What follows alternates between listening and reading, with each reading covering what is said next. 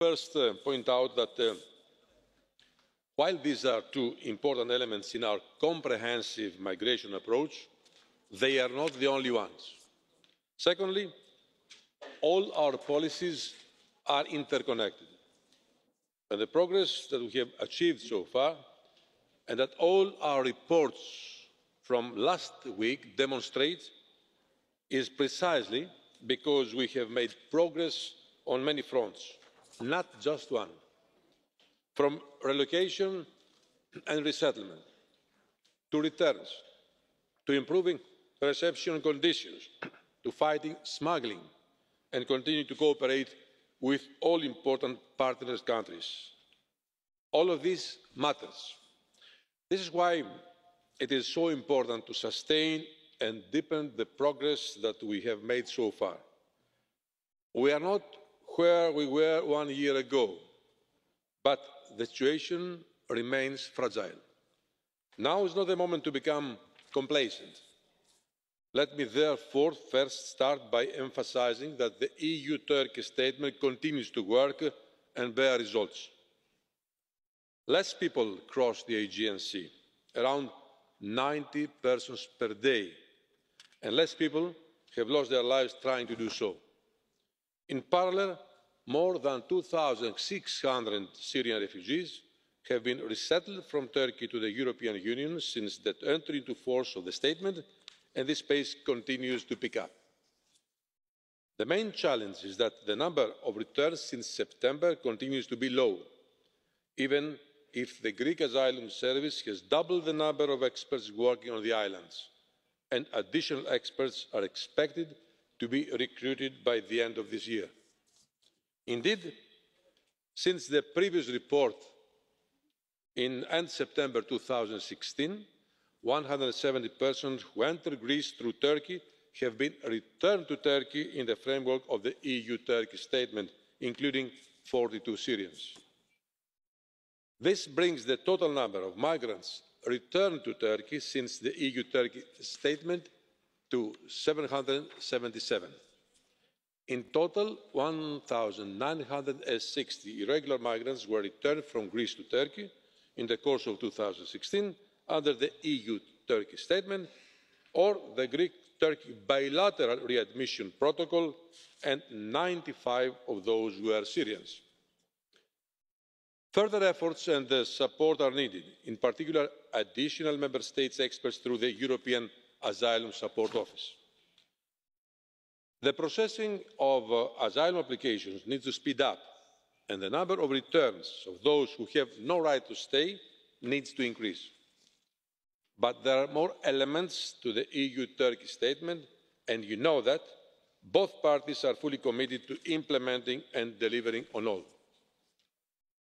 The Commission has accelerated the implementation of funding through the Facility for Refugees in Turkey for humanitarian and for non-humanitarian purposes, with a view to addressing the most critical needs of Syrian refugees and host communities in Turkey.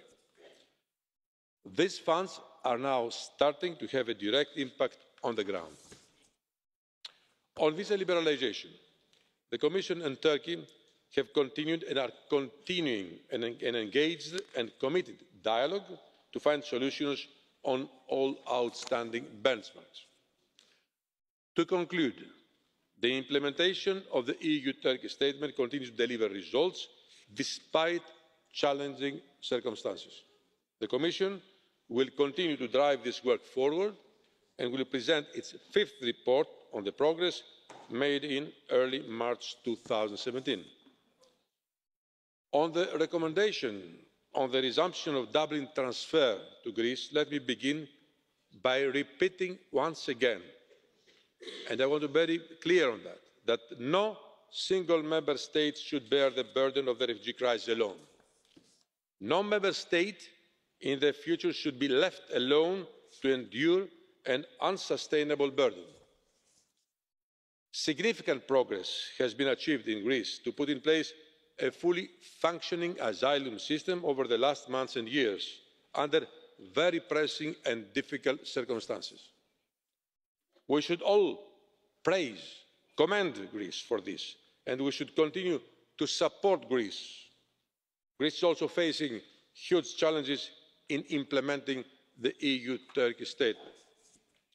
The number of asylum applications has multiplied by 4 during the course of this year. This is why we have recommended a gradual resumption of Dublin transfers of asylum seekers starting as of 15th of March next year, to reach a balance between the burden the country still has to face and returning Greece back in the Dublin system. But let me be clear on this. The Commission did not decide to send refugees or migrants back to Greece. What we recommended to Member States is a gradual return to the application of the rules.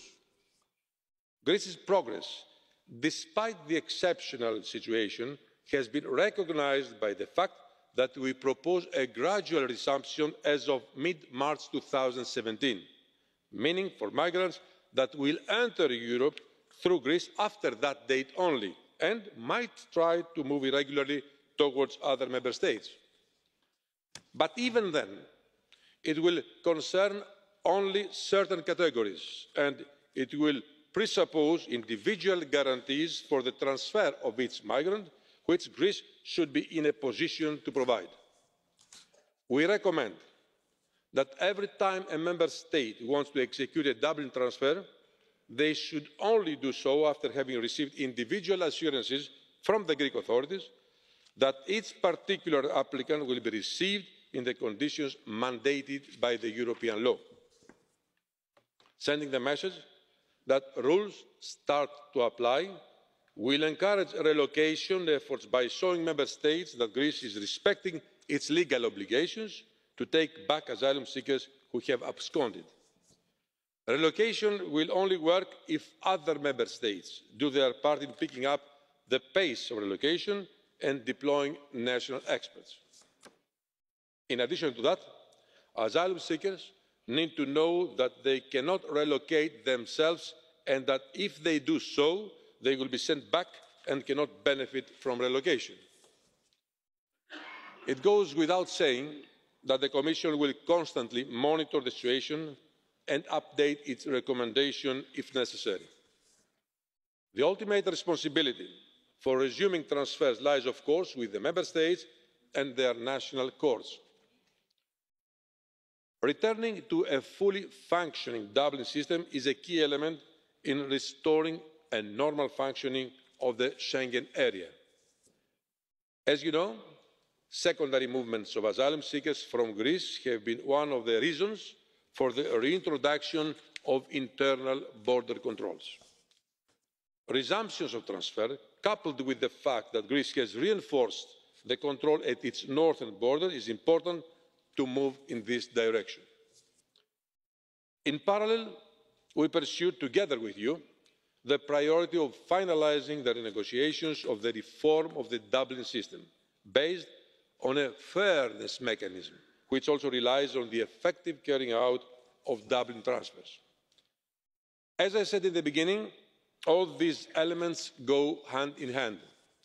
This is also why the Commission has also called last week on Member States to sustain the good progress in terms of relocation and to ensure at least 2,000 relocations per month from Greece and 1,000 from Italy from this month onwards. And the Commission is doing everything to maximally support all Member States, and in particular the frontline Member States, to effectively address the immediate but also long-term challenges of migration and turn them into opportunities. But for all elements to go hand in hand, we need many hands. It is absolutely critical that all actors and stakeholders, all Member States, EU agencies, civil society organisations, as well as you, honourable Members, take up their fair share of their responsibility. Our work is not over yet. Thank you.